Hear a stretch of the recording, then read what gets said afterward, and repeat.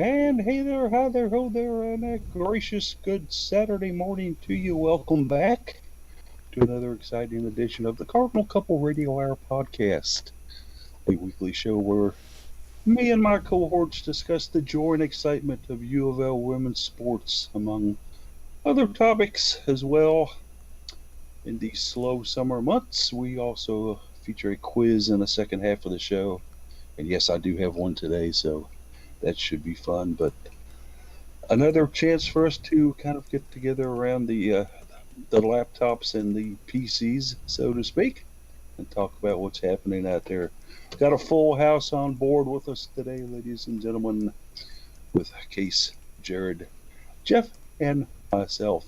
So, Case, this is the part of the show where we normally bring you in to do Twitter information and go randomly about whatever you want to on the schedules. Yeah, so we can start with Twitter. That tweet is at best case scenario. Just random thoughts and sporting information coming up, it seems. Guess we'll find out. Trying to sort out all the fantasy baseball workings, actually, for how the rest of the fantasy baseball season is going to be. It'll be an interesting one. Jeff tweets is at Jeff McAdams and at Card Couple Radio, with the standard disclaimers on Card Couple Radio's inactivity. Jared tweets is at Mr. Anderson Jared for all of his thoughts about the comings and goings of Disney and sports and photography and all that goes along with the life of being a banker in a pandemic. And Polly tweets is at Cardinal Couple. That we certainly do. Had some fun things to tweet about this week, Case, including an interview with Louisville softball juniors Jordan Wolfe and Paige Schindler, who are in Florida, as most of you may know, playing down there in the Florida Gulf Coast Summer Softball League, playing for the Manatee Squeeze. And don't we all want to just give a manatee a squeeze every once in a while? Wouldn't that be great? But they're doing more than squeezing. They're playing some softball down there and doing quite well. The guys 6-1 on the season so far. We'll get into that a little bit later on. Tied for first place. Paige Schindler to the pitcher, and Jordan Wolfe, the left-handed right fielder for the team. It was mentioned to me, guys, just to start out here. You guys talk a lot about the joy and excitement of women's sports, all like, but we'd kind of like to know how your week went. So I'm going to go ahead and take that for just a second. Then let's kind of give each one of you a chance to talk about the week that was and how things went for you and what you did. And I'm going to start with you, Jared. How was your week, buddy? It's not bad. Excuse me. Got that morning voice going on still. So normal hours at the bank still. Lots of changes and still a few unhappy people with the requirements. Outside of that, it's a lot of just like going home, chilling. Picked up watching Supernatural lately. Been playing a lot of Civilization 6, which is a computer game. The occasional photo shoot. I'm not like super big doing photo shoots right now just because of the risk of exposure, but every once in a while I'm doing some. So just kind of enjoying some like free time, I guess is the best way to say. We're still going through with the workday schedule and also some other activities as well. So it sounds like you're staying busy and productive. Case, what say you? How are things at in Shelbyville? What's going on with you, bud? Yeah, it's been a busy week, just with work. Construction projects don't generally stop, or at least design of construction projects don't stop because people want to be able to build as soon as they can whenever they get the opportunity. And then, as well as all of the changes that schools and the like want to make with infectious diseases being the hot button issue, and being an HVAC engineer, people will think that you have all the solutions for how to stop a pandemic in a school, which we don't. But it's just an air filter, right? Yeah, that's all it takes. Because there's no complications with a high filtration air filter. Plasma air device. It's just all you need is bipolar ionization. That'll get rid of all of the diseases. Right. According to some people. But other than that, studying for the PE, it's bearing down on me in about a month. So getting deep into the books on that, and Lindsay and I ventured out for our first public outing since all this started when we did a work get together for her doing a drive-in movie. We went and saw Back to the Future on Wednesday night. If you go out to a drive-in on like the summer solstice or right about it, the movie's not going to start until like 10 o'clock. I was gonna say it's gotta have to start pretty late to be able to see When it. it's a 10-hour or a 2-hour movie that starts at 10 o'clock, and then you got a half-hour drive home, and it's a work night. It's not the greatest next day. Whew. Yeah, it sounds like late hours there for you, but still maintaining and getting things done. That'll lead us over to you now, Jeff. How was the week for you, Mr. IT? Yeah, busy with work. Typical stuff. I'm working from home these days. No longer using my co-working space, so trying to make a point of getting outside the house at least once a day. And maybe let's go through a drive-through for lunch or something. I don't know, but just busy with that. Trying to keep up with news a little bit. As depressing as that is sometimes, but same old, nothing exciting here really, to be honest. And status quo for Jeff then, as he continues on. As for myself, after we returned from our vacation time down in the Great Smokies and in Gatlinburg, getting back in here, of course, a couple of days of yard work to catch up on after being out for a week more or less, and then Sony and I made the decision to go get tested for COVID-19 and signed up for that, and we're scheduled to go to Southern High School here in Louisville, Kentucky, where they did the testing. That being quite the interesting experience, where you go through a series of lines, check in, information is verified, and then you finally get to the testing spot where they let you do your own testing, but they coach you. No, you need to go a little bit higher. That's it. It's okay if it hurts a little bit. And I'm thinking to myself, yeah, for you. Swirl around and try the other nostril now. Same procedure. So, did that. They're saying results in 4 to 5 days. I don't feel bad, don't have a temperature or any of that nature, but you never really know. We wanted to be safe rather than sorry. And so went ahead and got the testing after being out of town. Other than that, had a great interview later on in the week with 2 of our softball stars, as I mentioned earlier, in Jordan Wolfe and Paige Schindler. And also have been getting into some old movies late at night, watching them, seeing some of the greats of yesteryear on TV, watching those. So fun for me, guys. Had a lot of fun with it. As far as the world of sports at the University of Louisville, there are some things going on, believe it or not. One of the things I think we can touch on is we got news yesterday of the volleyball home schedule. Yes, less than 2 months away. And I actually point out, it's actually kind of the whole schedule is up there, nearly the whole schedule, not quite everything. But it's not just the home schedule that's posted, although that's what the press release was mostly about. But yeah.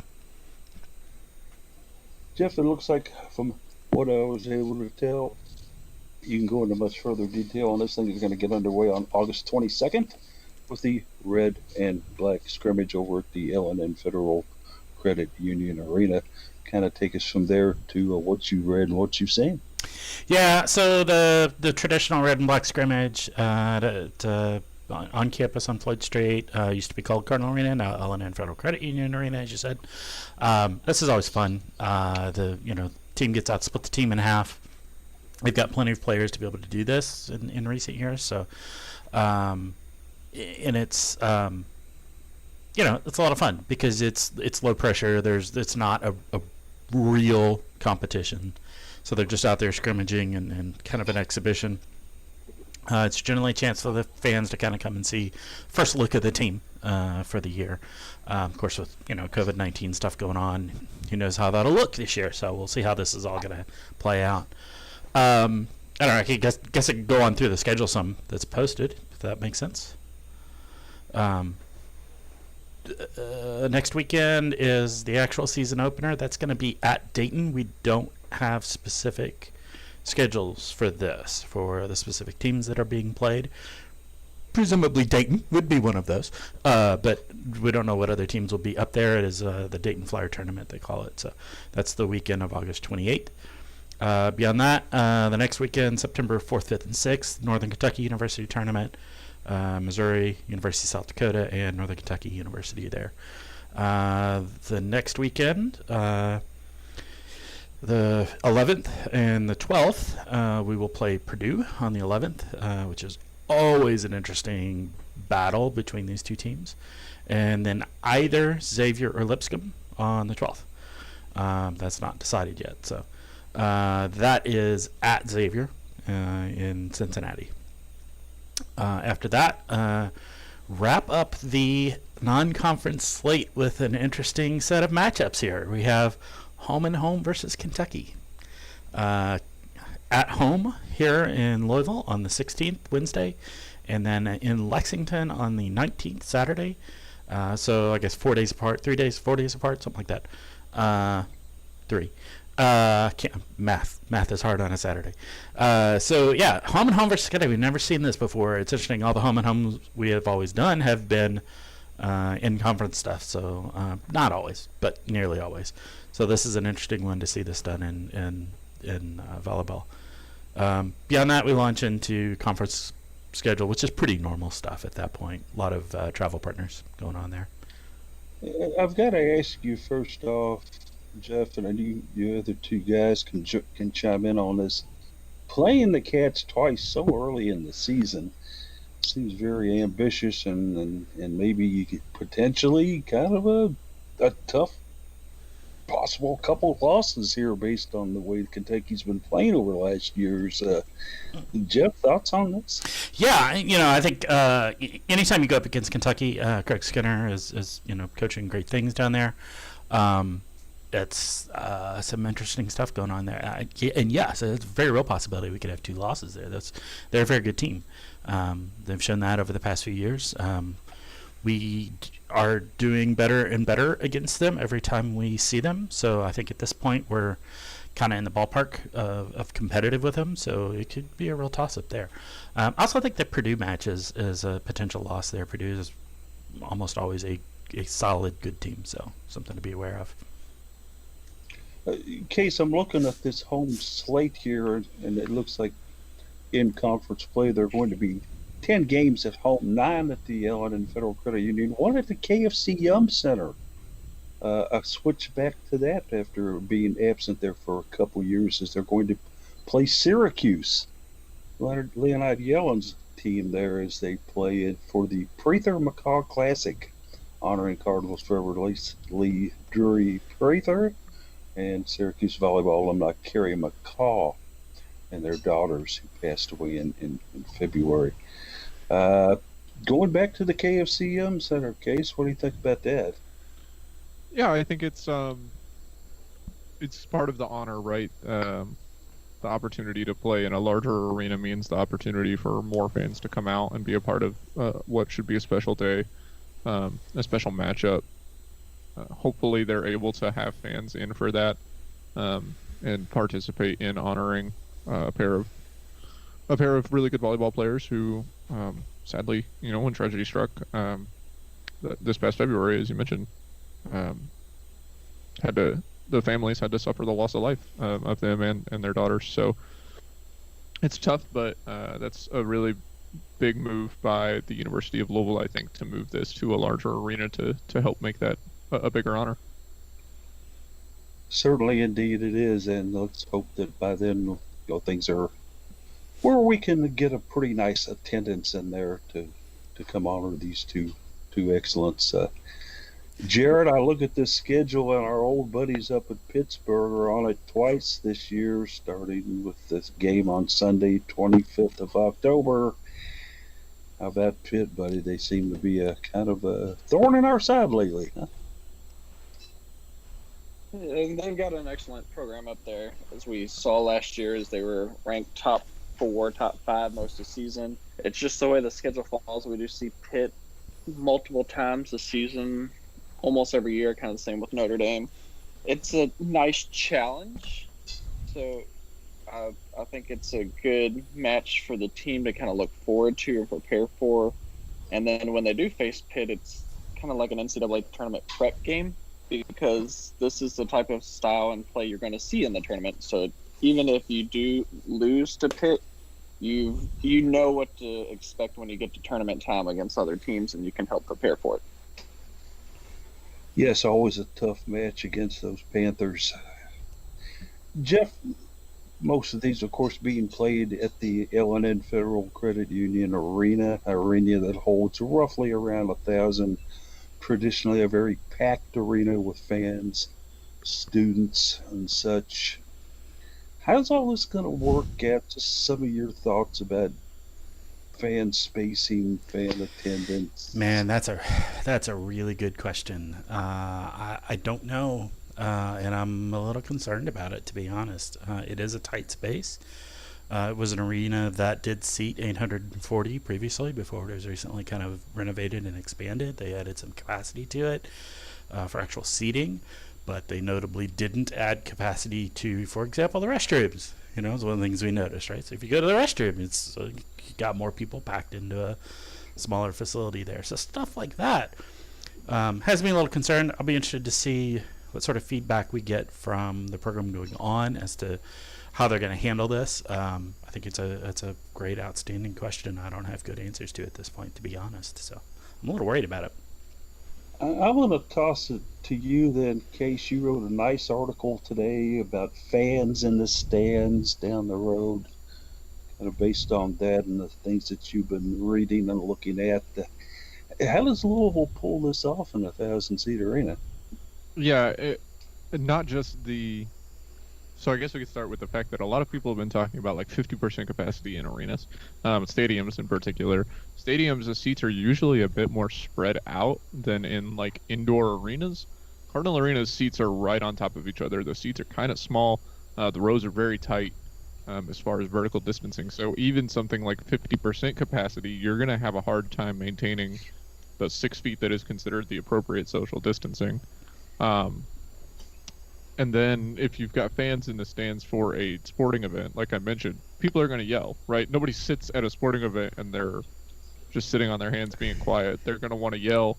They might want to high five, which is not great. So you need to keep them even further away than 6 feet so that they are further than a step apart from each other.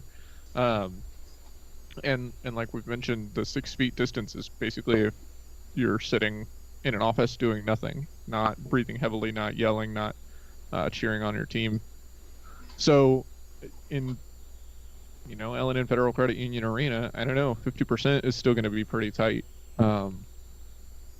It's going to be interesting to see as well with an indoor space. Air's just recirculated, and there's conversations about whether this is actually airborne infectious or we know it's spread mostly by droplets, but what is the actual capacity for infection when you put a bunch of people in a room with recirculated air. You can't just flip it so that the air conditioning system that serves Cardinal Arena is 100% outdoor air, right?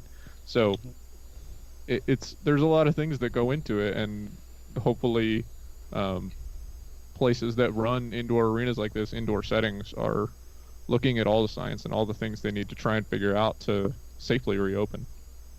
Yeah, and I'll add on to that one of the things that I was talking about, not things that they didn't upgrade or expand when they changed Cardinal Arena and updated it to be the L&N Federal Credit Union Arena when they went from 840 to a little over 1,000 seats. They also didn't upgrade the HVAC system, so it's still an HVAC system designed for 840 people in the stands. So, I would echo those concerns for sure. Certainly think that masks would be a wise idea for something like that for sure. Then, Jared, look at it from a photographer's viewpoint. Obviously, in past years, you've gone down for us and taken photos of the volleyball matches from different venues inside the L&N Federal Credit Union. Some of your thoughts about doing it in this new normal? I'm just not sure that they're gonna allow photographers at some of the sporting events, especially Cardinal Arena being one of them, because of how tight it is. And then when you're down on the court, you've already got your teams, your coaching staff. I don't think we're going to have any of the ball kids this year just to help with preventative measures. But once you get past your official go cards, photographer, videographer people, at that point, in order to properly social distance, you don't have room for anybody else, unless if they say, hey, you're just going to go up into the rafters and shoot from up there, which wouldn't really work out too well. So I'm not entirely sure we're going to see media and photographers at volleyball, unless if we see more of the matches move to the KFCM Center. And to take it a bit further on the media aspect of this situation, although let's face it, I primarily let Jeff do the majority of the media outlet information on volleyball. It's his sport. He knows it quite well. I have been able to attend selected few matches over the last several years. There is not a great deal of room for media on the sidelines inside the L&N Federal Credit Union, fellas. In fact, I think you can maybe sit two under normal situations with the spacing and such that will probably happen. I just can't really see any other type of media arrangements unless they put us in another room and let us watch. And then why be there? Yeah, I mean, then why bother, right? I mean, yeah. I'm sure I can watch it on the ACC network or ACC network extra, stuff like that. And how will they call the game? Traditionally, they're up a little higher in the arena, up in their little designated section up there. But I have doubts about whether that's going to go down or not, and it could be an interesting circumstance to kind of keep an eye on. I would feel my own personal viewpoint, fellas, a little safer with the outdoor sports that take place in the fall than going into the actual Cardinal Arena or the L&N Federal Credit Union.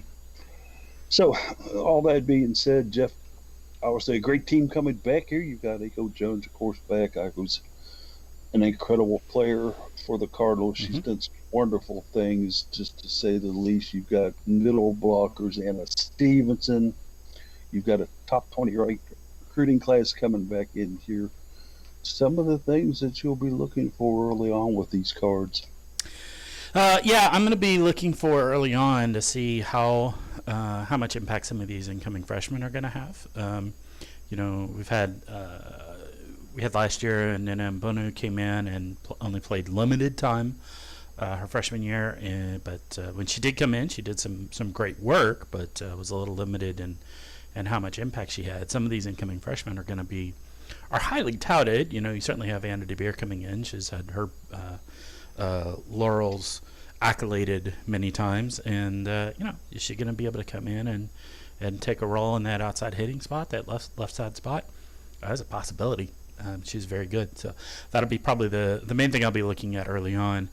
And then the resiliency. What we saw out of the team last year was a team that was able to take hits on take some bad points against them and stay resilient and go out there and play their game and come back and bounce back from it really well.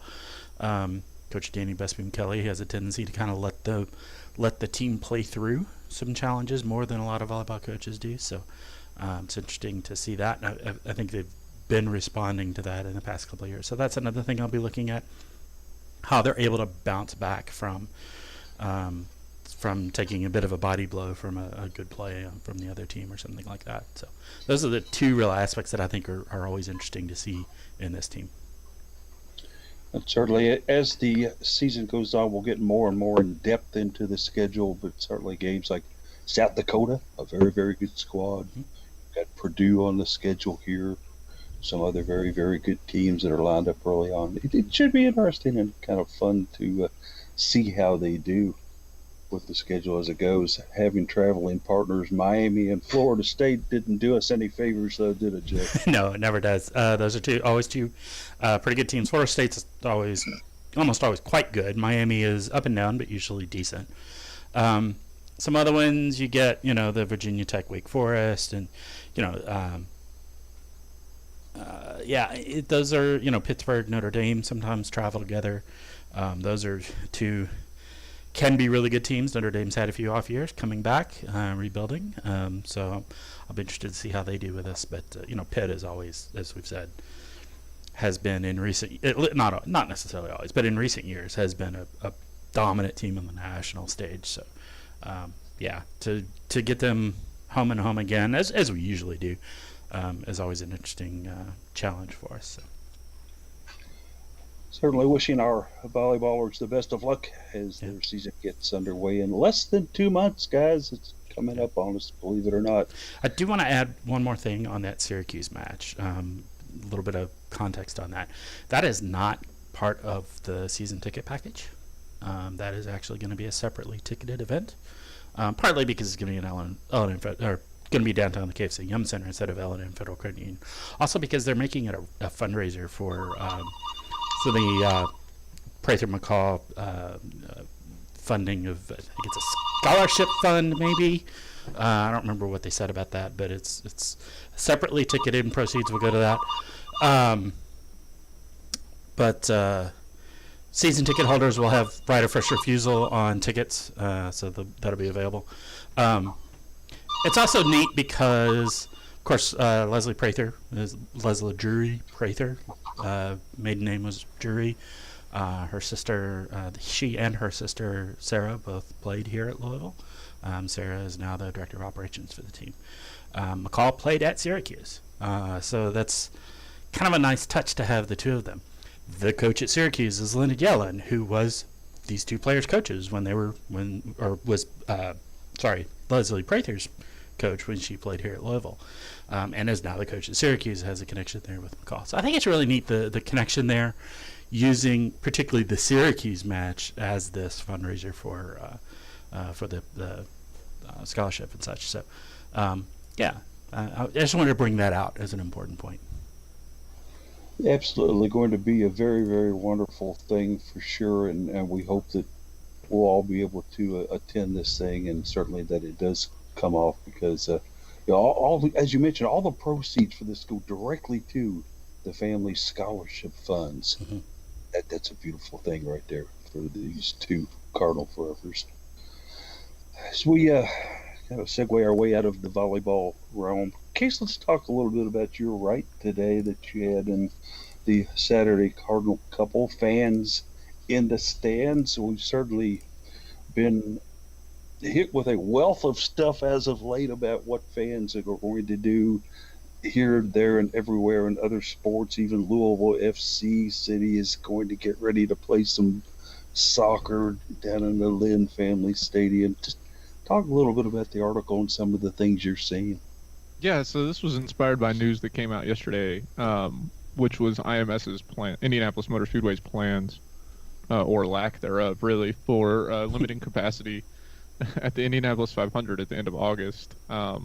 They issued a survey to all ticket holders.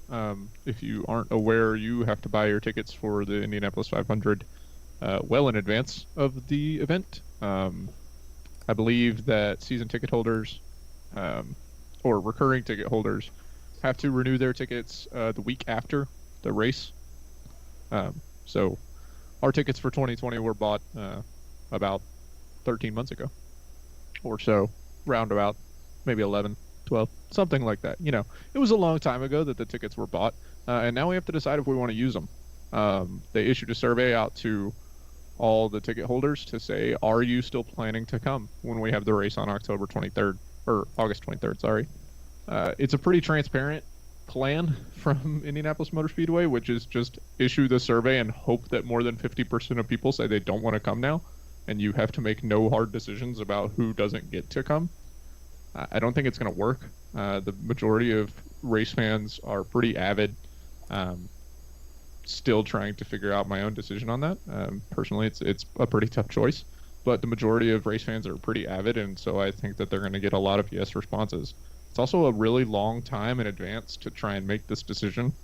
A lot can change over a month and a half with a pandemic like this, so we'll see what goes on there. I wrote an article. I think it's going to be a bit of a PR nightmare to say, okay, well, we're going to have fans no matter what, and then when more than 50% respond that they still want to come, you've then got to tell people that they can't. So we'll see how that goes.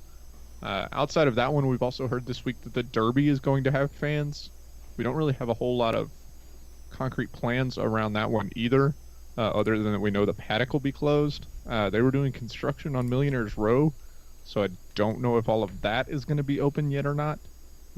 So really only speculation on the capacity there. Like you mentioned, Louisville City FC announced their plans. They're going to be blocking off seating, maintaining distancing, enforcing masking, doing temperature checks at the door. I did hear they're going to do a cool down area. So if you don't meet the temperature requirement and you think it's just because you're hot, you can go to the cool down area and they'll give you, I think, 10 or 15 minutes, and then you can be rechecked. And if your temperature has gone down, then you can enter. So I think that's an interesting way to do about it. But you've also created a sick bay for people who are just hot to go hang out with the people who are sick. Wear all your masks while you're in the sick bay, I guess. Absolutely. Jared, let's get to this Derby situation real quickly here and kind of look at that. You obviously attended quite, a few Kentucky Derbies as a part of the UofL marching band. You were in the infield area. I'm a veteran of infields on Derby and Oaks in past years as well. The seating can be pretty well justified and spaced out if they have a good plan, but the infield's a zoo, bud. There's a lot of good memories from the infield. I remember Yes, there are. we would just walk around because we'd have a lot of time between races and performances. And it seemed like every year you'd go and you'd find there's mud wrestling going on, or you'd find people that are just drunk all over each other at some, low tier concert that's going on at one of the bars. It's a madhouse. You're not going to be able to keep people separated out there, even if you, if you try to limit people. It's just one of those that when people go to the infield, they're planning on ruining their clothes and getting drunk and having a grand old time, which, to each their own, but it's just going to be a great breeding ground to spread the virus if you have the infield open. I've got to agree with you 100%. And if I was on the deciding committee, I'd say, okay, seat them up in the clubhouse, seat them up in the grandstands. If they've got tickets, all that's fine. But don't open the infield except for the bugler and the UofL pep band to play my old Kentucky home, because when you talk about a breeding ground, guys, that has the potential to be a huge one. Absolutely, Case. Yeah, and I think the interesting thing, and I think I've brought this up before, but I brought it up again today. Horse racing as a sport is pretty well positioned to just not have fans in the stands, right? I mean, like, a majority of your revenue stream is on gambling that can be done virtually and remotely. Sure, it's great to be there, and you do get an increase in betting in person, but they're also going to be promoting not in-person betting while people are at the track, trying to improve their Wi-Fi network, promoting the in-app betting, which removes kind of the draw that you get from having fans in attendance. And it's just a very interesting idea. And I guess they just decided that the meets with no fans weren't enough, so they want to try and get something for the Kentucky Derby. I think that traditionalism is forcing some interesting decisions from people that host major events like the Derby and the 500. That'd be for sure. The apps would be a great way to go if they can keep people out of those long lines at the betting windows. Jeff, this opening week of September looks to be just nonstop action-packed bang, bang, bang. You've got the potential Louisville opening football game on Wednesday. Then there's Derby at a Churchill Downs. You've got Oaks. You've got Derby. And then also, if you're following UofL sports, they're going up to Northern Kentucky to play volleyball on the 5th and the 6th of June. Or, excuse me, September. Yeah, this weekend is always busy as teams get started in the fall, as university teams get started in the fall. The wrinkle of having Kentucky Derby and all of its festivities around it happen there as well is just kind of ratcheting that up even larger. It did cause UofL to change their scheduling. I believe this was anticipated to be a home weekend that we would host the Cardinal Classic, I think they usually call it when they host the teams. And this is the week, I think you said this is the week that you go up to Cincinnati. Like, is that right? Is that what you said? closed my Northern window. Kentucky. Northern Kentucky. There you Northern Kentucky, yeah. So, I presume Northern Kentucky stepped up to say, hey, we'll host, and they moved it up there. Yeah, that was originally planned to be here in Louisville, and they kind of have rescheduled that to avoid being conflicting with Derby, because you just can't. I mean, you can't do on-campus events over, Derby weekend. That's just crazy to try to do that. No, So, it just doesn't help. And Yeah. even teams are playing that late into the spring season. Traditionally, when the Derby takes place, right. are usually out of town. Yeah. Okay. Yeah. With it. Yeah, I mean, it's interesting. We always see softball. They go on the road to open the season because they go to warmer climes. And then they usually make some sort of concessions around Derby weekend as well when that happens. So, I think it's going to be interesting. There's going to be people all over the place, which is concerning. But, I hope everybody's responsible and careful about it. We'll certainly see how things look on a nationwide level and here in the Commonwealth of Kentucky when we get to September. Something that's going on right now, though, currently, guys, is softball. We mentioned earlier in the show two Louisville softball players, juniors, Paige Schindler and Jordan Wolfe, are participating in the Florida Gulf Coast League Summer Softball for the Manatees Squeeze. And guess what, fellas? They are on a team that is 6-1 and tied for first place in that summer league. So obviously some very great things for them. It's a bold venture because Florida has been reporting its highest number of outbreaks over the last couple of days. Guys, there is fan seating available for these softball games. The players are basically in situations where they're on the bench and they're not social distancing. I love to watch the softball and love to hear about our Cardinal girls, but Jared, I'm a little bit worried about them too. I did an interview with them earlier this week. They didn't seem too concerned. They even mentioned going up to other players' parents' homes that live in the area for dinners and get-togethers and cookouts. Some of your thoughts on this?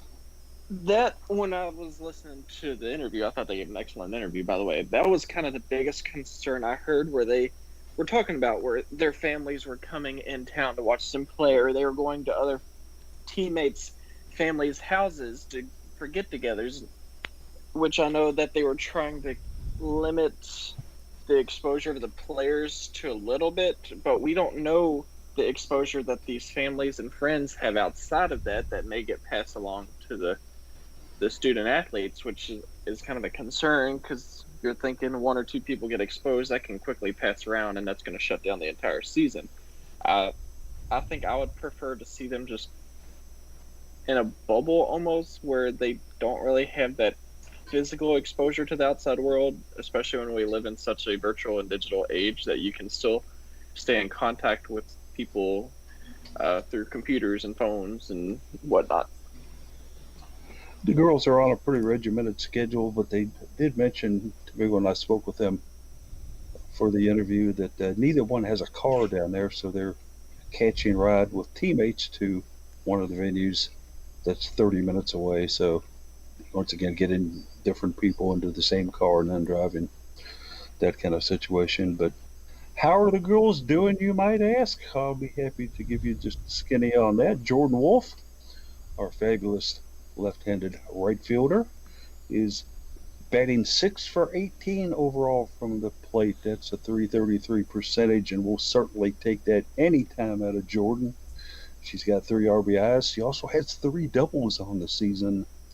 Last night, the Manatee pulled off a 6-2 win. Jordan was 1 for 2 from the plate and had an RBI. So great things out of number 24 there. Paige Schindler, pitcher.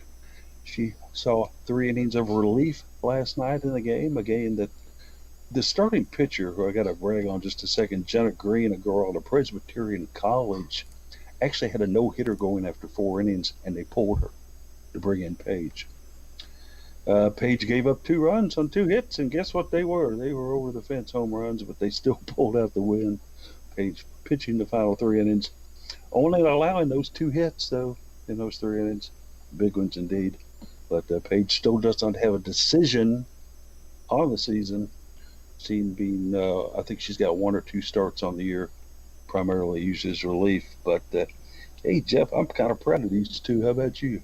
Yeah, they're doing all right. Jordan's always fun to talk to. She's got a great personality, very very engaging, good guy. It's always fun. She's speed. She's one of the speed demons on the team, so it was always good to see that. She's out there patrolling out in the outfield a lot. It's good to see them doing well. She's become a pretty good hitter. She's been kind of mediocre in the past, is developing that, which is great to see. It's always fun to watch big slugging, strong hitters come up to the plate. We've had more than a few at UofL over the years. Paige is still developing as a pitcher, having a few challenges maybe, but doing well. And this is an opportunity to develop further and hopefully become a more valuable player for the team in the spring. Jared, you've had the opportunity, like I have, to meet Jordan's dad. He's a wonderful guy, great guy, kind of mirrors her personality, right? Yeah, they're two peas in a pod. All his personality traits went right to her, and it's fun to see him at all the games cheering her on. They've established a good relationship, but it's just nice to have those people that have a very outgoing, fun personality. I think it's similar to Celine Funky's, and it's nice to have those people as a teammate because you can really feed off their energy, and it can go a long way in a game. Case, one of the things that worries me a little bit here, though, is with the continued spike in cases in Florida. How long do they keep this league going on here? I mean, it just keeps getting bigger and bigger each day. It's a nervous time, I'm sure, for them and for me as a fan. Yeah, that's the question, right? And it's a decision that they're going to have to make as a league. We've seen, and I say that because I don't think that the state government of Florida is going to make any decisions for them. The government in Texas has started scaling back a lot of its loosening of restrictions. They're closing bars. I know Florida has also eliminated alcohol consumption in bars, but I still know people that are traveling there for vacation. So it's not going to slow down anything anytime soon unless they really limit things a lot more. So it's going to come down to the decision of the league. I think the first step that they would take is probably cutting fans from attending. And the question then is, if they're charging for attendance for this, their operating capacity is probably not that of a major league. And by major, I just mean a bigger, more established league, because this one is fairly new. And if they have to cut fans, then can they operate, right? So if they aren't able to continue playing in front of fans, will they continue playing at all?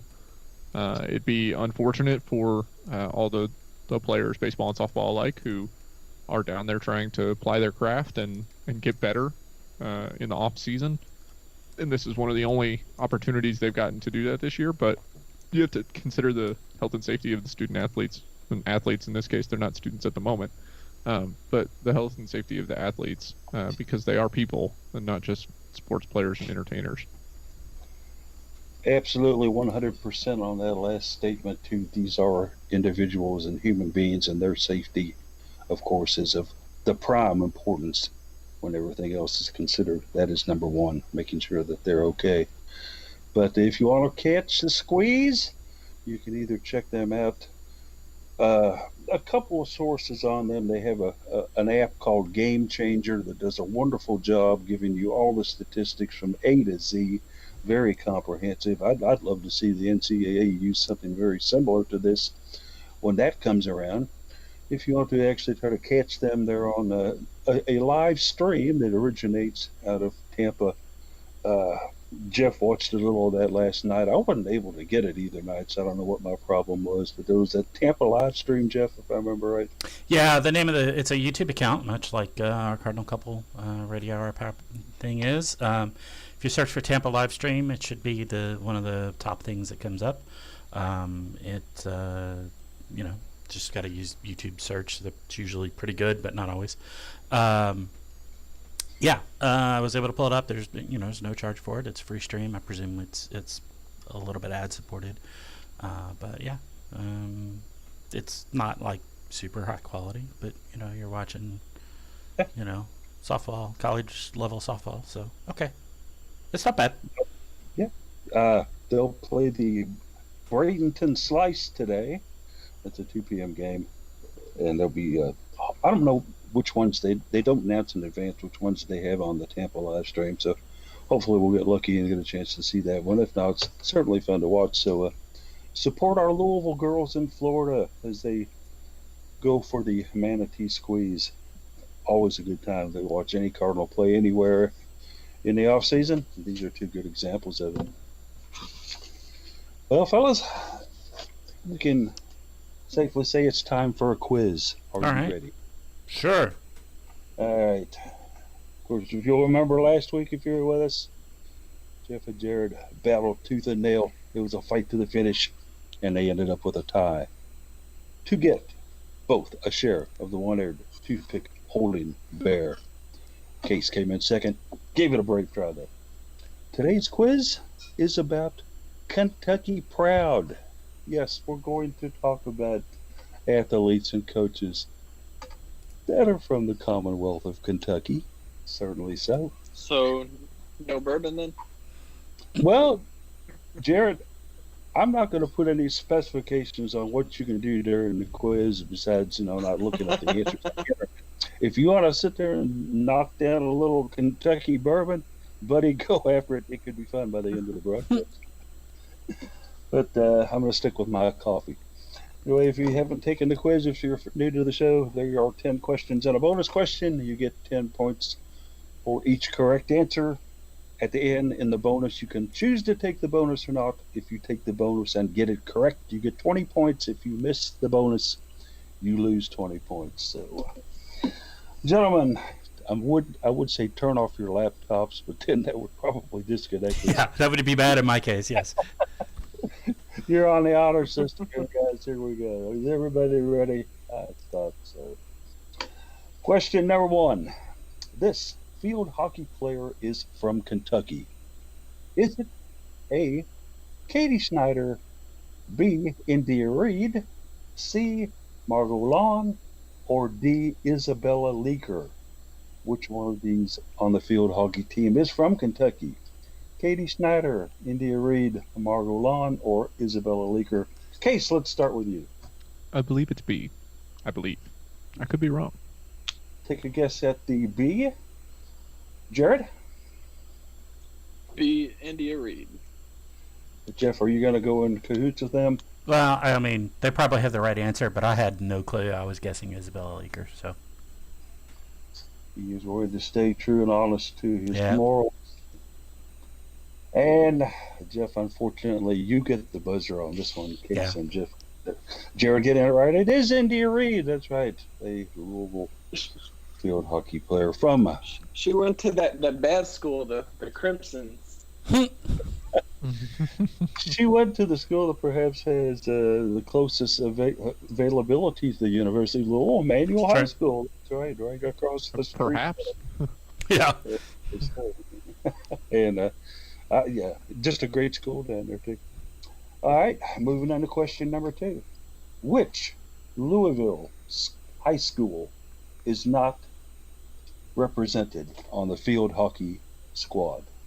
Which one of these Louisville high schools does not have a representative player on the field hockey squad? Is it A, Louisville Manual, B, Louisville Sacred Heart, C, Louisville Atherton, or D, Louisville Assumption? Which one of these schools does not have a field hockey player? Case, what do you think? I'm going to go with Atherton. Taking C, Atherton. Jared, your thoughts on it? Well, I know it's not manual because we just discussed that one. Yeah. But I do agree with Case. I believe it's Atherton. Okay. And Jeff, where are you going to go with this? I was debating between Atherton and Assumption. Interestingly, I think I'm going to stick with my first instinct, which was Assumption. All right, then. Probably wrong, but 2 of the guys are on Atherton. 1 is on Assumption.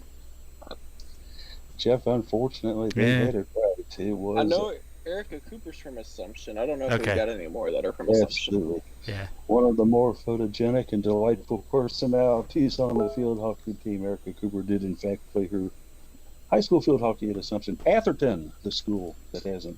Does That's a- Atherton have a team? Yeah. And Yes. it's apparently pretty decent from what I understand. So They're not bad. Yeah, Yeah. they're not bad. They're not up there with the Sacred Hearts and Assumptions and Mercies of field hockey, but certainly a very good team indeed. Question number 3. Louisville women's basketball head coach Jeff Walls is from this hometown. A. Oh man, we had this one. Louisville. B. Erlanger. C. Fort Campbell. Or D. Fort Thomas. Where's Jeff Walls from, Case? D. He takes Fort Thomas, Jared. Your Agreed. thought on it? Yeah, we had that one. I'm pretty sure, so I'm sticking with Fort Thomas. Going with the Fort Thomas, Jeff, your thoughts? yeah, I know it's the Northern Kentucky area. Just I think Fort Thomas is the correct one of the many little cities up there. Yeah. Fort Thomas is correct. Played his high school ball at Fort Thomas Highlands. That's right. A very Yeah, good program up there. You made the question a lot easier because last time I think you gave us 3 Northern Kentucky cities to choose from, and it was a crapshoot. Yeah. Well, Erlanger's up in that area. I don't think it's Right. quite I think the I metro think we all area. got it wrong last time. Yeah. if nothing else, you've learned from your past mistakes, Case, and you've done well. Okay. After 3 questions, Case and Jared. Perfect. Jeff, batting 333%. He is 1 for 3. We'll switch up the batting order this time for question number 4. Jared, you'll start us out for the next 3 questions. Question number 4 being, the Cards women's basketball squad has how many Kentucky players on its roster? How many players from the state of Kentucky are on the Cards roster? Is it A, 1, B, 2, C, 3, or D, none of the above? Let's think about this because we just had 2 of them transfer out. Two? He's going to go with B2. Jeff, your thoughts on that? So yeah, I think it's 3. Jeff going to go with 3. Case, your answer? Yeah, I can count 2, and I think I'm missing 1, but I don't think I'm missing more than 1, so I'm also going to go with 3. Okay, so Jeff decided 3 is the correct answer. Jared goes with 2, and Jared is correct.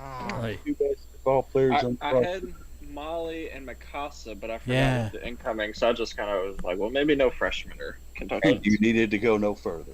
Molly and Mikasa. Hmm. Because we do have one coming in from Scott County. She is not officially on the roster yet, guys. Does she not appear on the roster? I gotta look it up. Not They the had it yet? So that could be like an asterisk next to that one. That's Yeah. what it sounded like. Yeah. Okay. A question for further debate down the road should be a tight contest. Question number 5 for you come in next. Louisville soccer star Amina Ekik played her high school soccer at. She's not on the roster yet, to clarify. Thank you, Case. Are we talking about Amina? That's it. Amina is 2 on the roster. How dare you say that? What have you done, Garrett Ferguson? Thinking of me? Oh my gosh, I'm going down to the campus right now. Louisville soccer star Amina Ekik, who is on the roster, played her high school soccer at A, Sacred Heart, B, Butler, C, Manual, or D, Country Day. Where did Amina play her high school soccer at? Sacred Heart, Butler, Manual, or Country Day? What, Jared, your response? Going with that bad school, C, Manual. Taking Manual, Jeff. What is Jared right on this? Yeah, I believe so. In case you're our soccer guru here, where did she play high school? She played ball at DuPont Manual with Jolene Ballard. Very, very good. All the fellows say C, Manual. That is the correct answer, C, Manual High School. So, halfway through the quiz, we have ourselves a tie for the lead right now. And we go into the second part of the quiz, question number 6.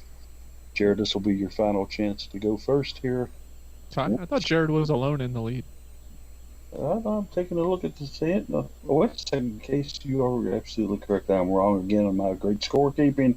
Jared is 5 for 5. You are 4 for 5, sir. You should have gone with the third case. No, man. Integrity. Case, honest and true. He trivia question too. Do you know Case actually had a day named after him? Yeah. That on the internet. Way back in the day, yeah. Yeah. And so it's a great future plans on those. Lindsay asked me what it was for, and I told her I couldn't even remember what that one was for. So. Well, a man who's got a day named after him can't be all that wrong, right? Okay. I don't have a day named after me either.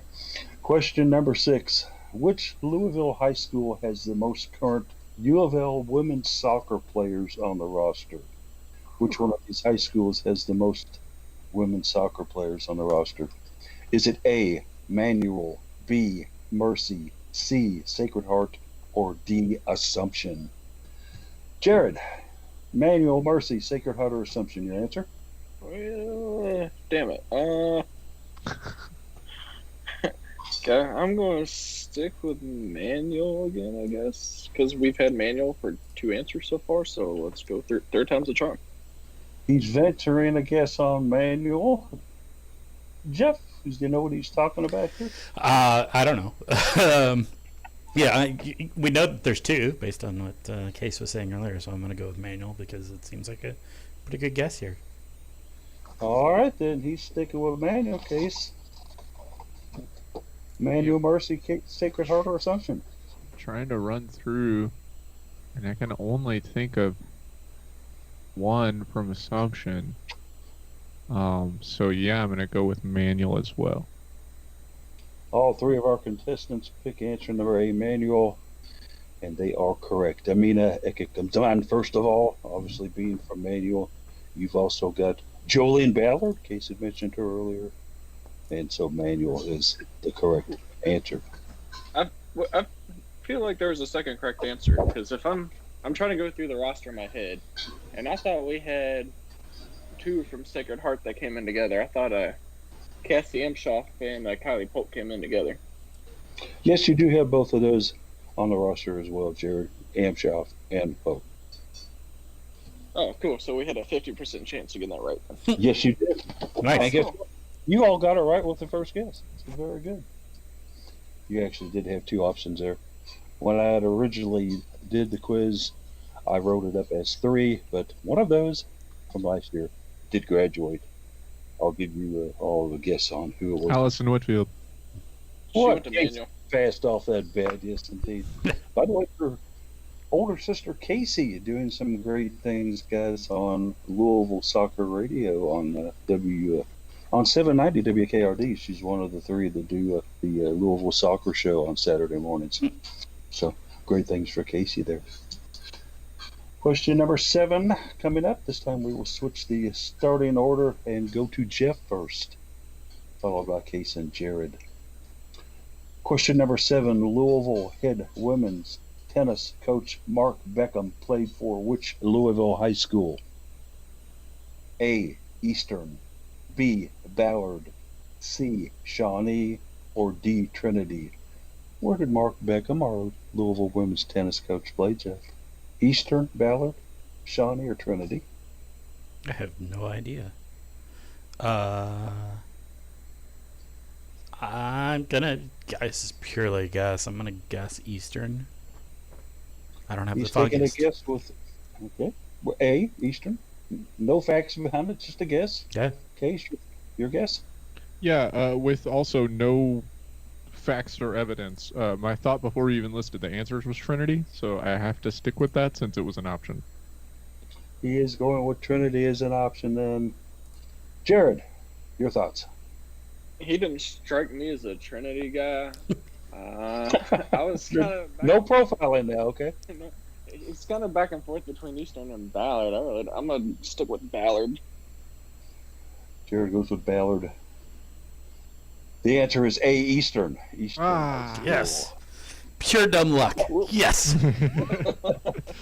We all guessed. Yeah, So so it was purely a guess. I had good nothing thing it behind wasn't that. Shawnee, we'd all feel bad about Yeah. Actually, Beckham was all-state guys at Eastern High School, and then went to UofL and actually played for former UofL men's coach Rex E. Karma on the men's team at Louisville, and was an assistant coach for Rex before getting the program. So a long history of Louisville tennis participation. Nice. Eastern High School out there in Middletown Way. Question number 8. This Louisville women's tennis player is from the city of Louisville. Yes, I know there's a lot of them that seem like they are not, but this one actually is. Is it A, Raven Neely, B, Diana Wong, C, Anna Collins, or D, Nicolina Jovic? Which one of these is from the city of Louisville? Neely, Wong, Collins, or Jovic? Jeff. I got a 50-50 in this one because I know 2 of them are not. I'm going to guess Raven Neely. Jeff goes with A, Raven Neely. Case, your thoughts on it? Yeah, I also think it's Neely. He chooses Neely as his answer. Jared, your choice.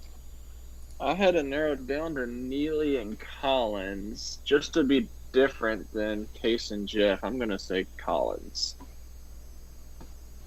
And the answer is C, Anna Collins. Jared, with the different answer, has the correct answer on that one. Nice.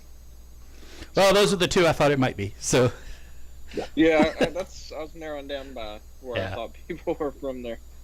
And although a Louisville resident, she actually went through homeschooling, fellas, and went to an academy, an accredited academy online out of Massachusetts. So did not play any actual local tennis at any high school, but is from Louisville. Yeah. I knew Diana Wong was Hawaiian. I did know that. Yeah. And Raven Neely, I think from Pennsylvania, if I remember correctly, but I'm not positive. Michigan. Michigan, yeah, Michigan, okay. Close enough, Pennsylvania, Yep. Michigan, you're right next to each other. Yeah, right. It's the Trumpian policy. Okay, Geography question lessons. number 9. Exactly. Question number 9. How many Kentucky natives are on the Louisville volleyball squad? How many Kentucky natives are on the Louisville volleyball squad? Is it A, 1, B, 2, C, 3, or D, 4? Jeff, your final chance to go first here. Okay. Thinking through this a little bit. I gotta kind of think through the roster. I am only coming up with 2. I've probably missed some in there, but that's all I'm coming up with, so I'm gonna go with 2. Jeff fires that with 2. Case, your thoughts on that? 1, 2, 3, or 4? I'm gonna go with 3. Case takes the answer 3. I'm assuming we're not counting incoming. If they're not on the roster yet, then Yeah. no. They're not on the roster yet. Jared, you've got a 2 and a 3. Do you agree with these guys, or are you going to do something else?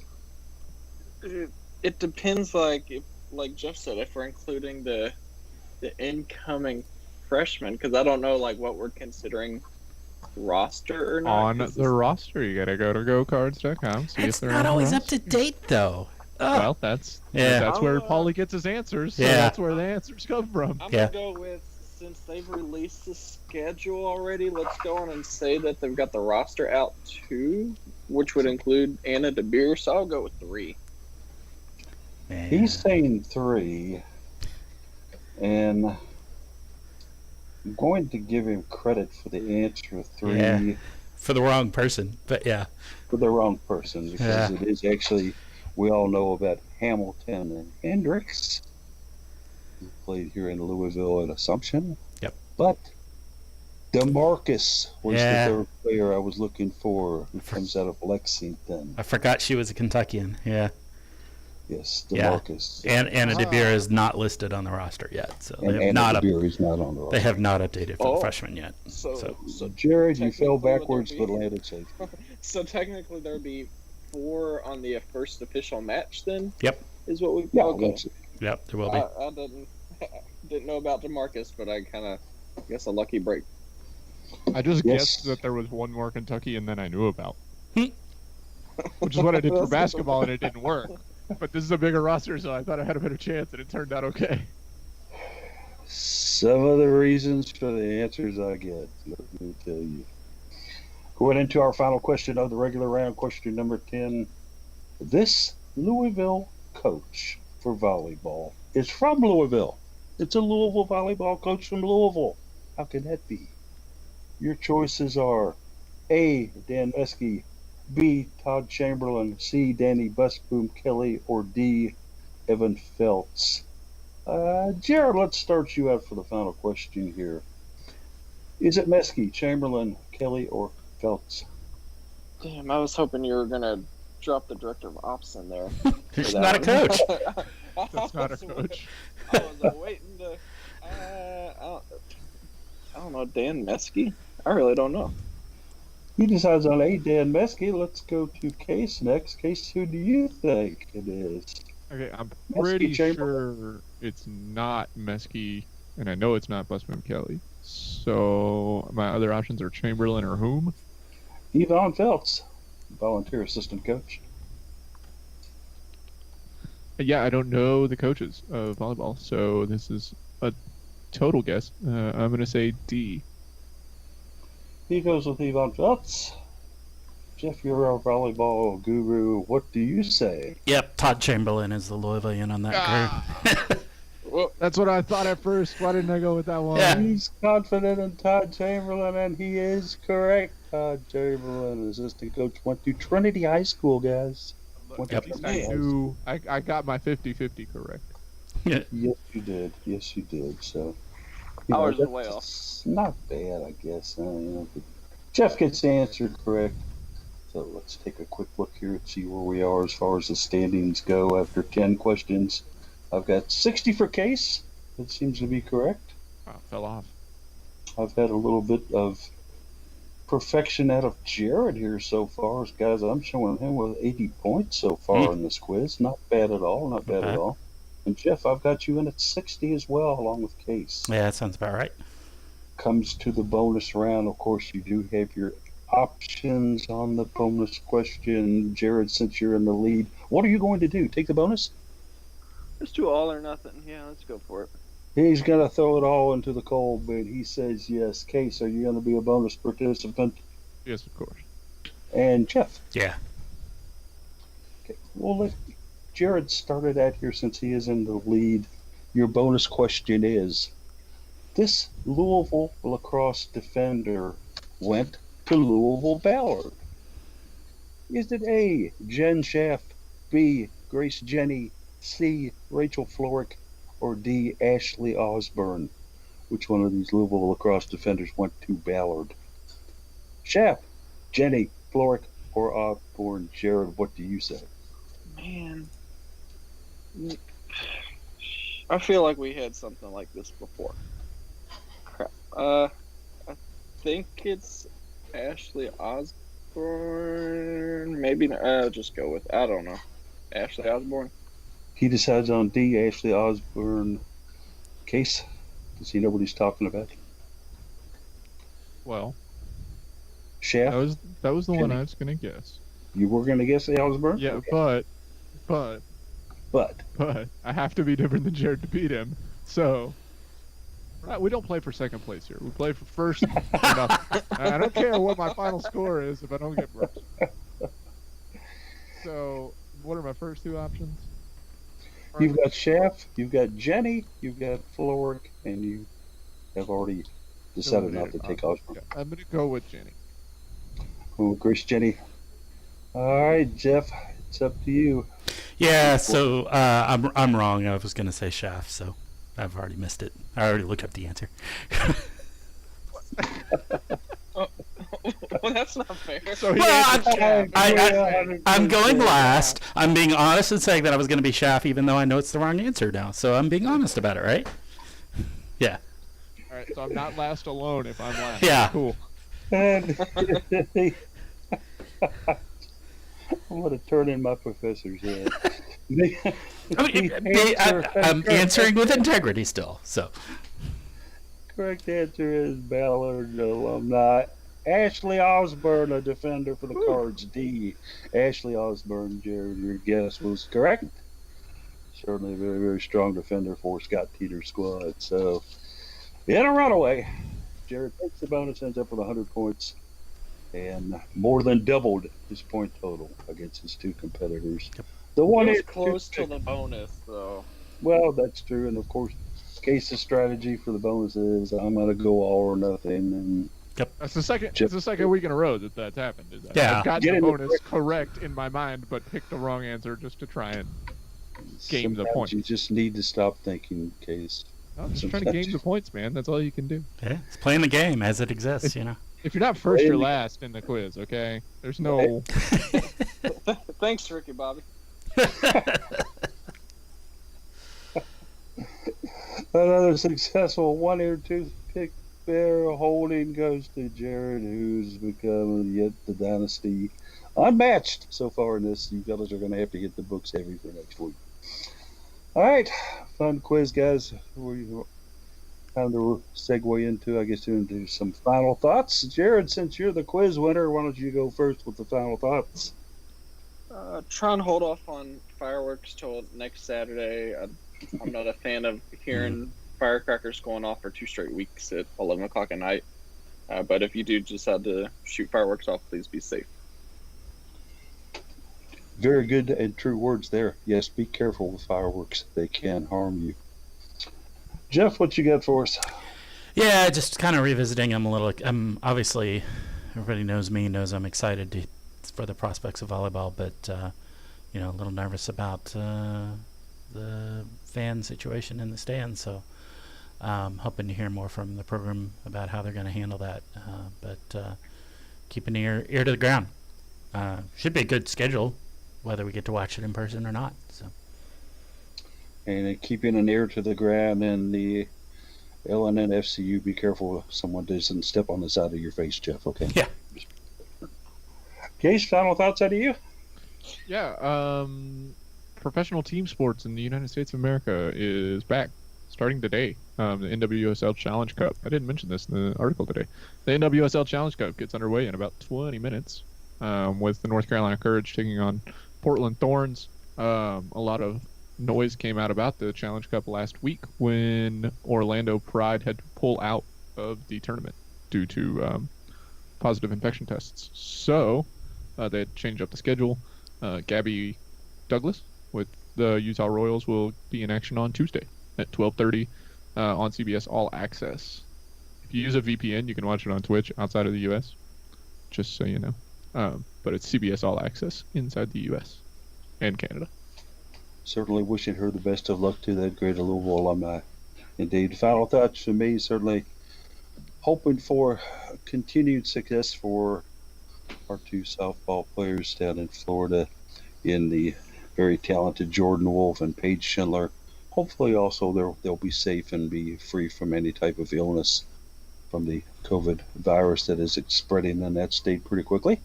Also, big day at Churchill Downs today. If you're a horse racing fan, they have not 1, not 2, not 3, but 4 stakes races, grade 2 and 3 events. A couple of them with automatic Breeders' Cup entry qualification desires behind them. So, hey, check out Paulie's picks. I got some selections for today. Let's hope that we can do pretty good with it. All right, Jared, I know that you broke out a cornet since you put away your euphoniums, and you're going to play us the closing music from Hagel Miller for us. So take it away, Jared. I wish trumpet and cornet are not my strong suit. That being said, Jeff, get us on out of here. All right. Thanks, folks.